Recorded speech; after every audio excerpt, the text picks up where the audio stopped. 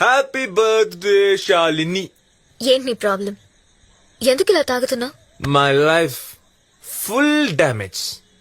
Raghuvaran failure. ఏమైంది?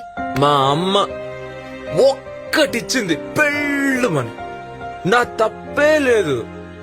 అమ్మ, నాన్న, ఓ తమ్ముడు ముగ్గురు కలిసి నన్ను వెలేశారు.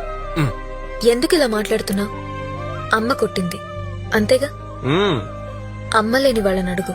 అమ్మ చెంపదెబ్బలో ఎంత ప్రేమ ఉంటుందో చెప్తారు. Wow, what a dialogue. ఏం చెప్పావు? మా ఇంట్లో నువ్వు ఉంటే తెలిసేది.